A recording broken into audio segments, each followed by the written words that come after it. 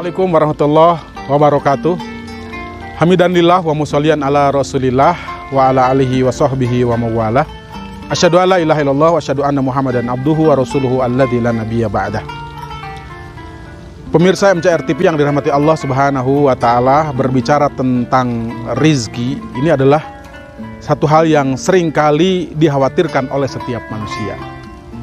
Padahal ketika kita berbicara rizki ini sesungguhnya adalah hak prerogatif Allah Subhanahu wa ta'ala.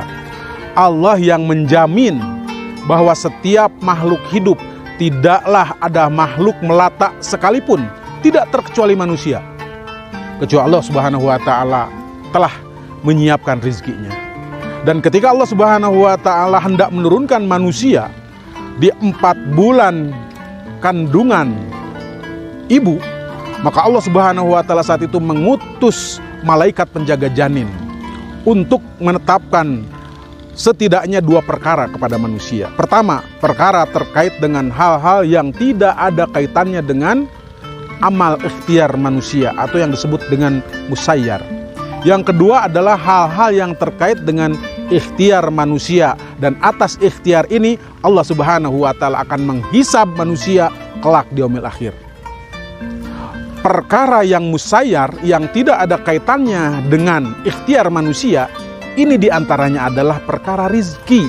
Maka Allah Subhanahu wa ta'ala sebelum meniupkan ruh kepada janin yang akan kelak kemudian turun ke muka bumi, Allah telah menetapkan rizki dan ajal. Maka rizki dan ajal ini bagaikan saudara kembar. Kenapa dikatakan saudara kembar? Karena persis kondisinya. Sebagaimana halnya ajal tidak bisa dipercepat, tidak bisa diperlama semata-mata atas ketetapan Allah Subhanahu wa ta'ala. Maka begitu pun juga dengan rizki. Rizki tidak bisa diperbanyak, rizki tidak bisa diperkecil, semata-mata itu adalah hak prerogatif dari Allah Subhanahu wa ta'ala. Oleh karena itulah pemirsa sekalian, sempurnanya rizki seseorang itu bergantung kepada ajalnya. Maka ketika ajalnya sudah berakhir, maka sempurnalah rizki seseorang tersebut. Maka dengan demikian, sesungguhnya rizki ini tidak ada kaitannya dengan perilaku manusia. Oleh karena itu, sempit dan lapangnya rizki seseorang ini tidak menjadi penyebab dihisabnya seseorang. Lain halnya dengan hal yang bersifat mukhayyar, ikhtiar, di mana Allah Subhanahu wa ta'ala menyumpah kita. Alastu bi rabbikum. Apakah engkau bersaksi aku adalah Rabbmu? Apakah engkau bersaksi bahwa aku adalah pemilikmu, pengaturmu yang berhak membuat aturan untukmu? Maka kita semua menjawab, qalu bala syahidna. Aku bersaksi bahwa engkau adalah Rabb kami. Aku bersaksi bahwa kami hanya akan hidup menggunakan aturan sebagaimana aturan yang engkau tetapkan ya Allah. Begitu.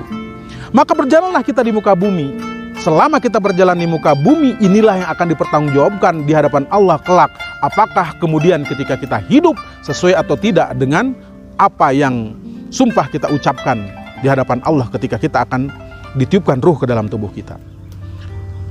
Maka amal yang kita lakukan selama hidup di bumi ini adalah amal yang akan dipertanggungjawabkan dan tidak ada hubungan langsung dengan rizki yang ini sudah ditetapkan oleh Allah Subhanahu wa ta'ala. Oleh karena itulah kemudian amal manusia jangan sampai kemudian terhambat karena pertimbangan rizki.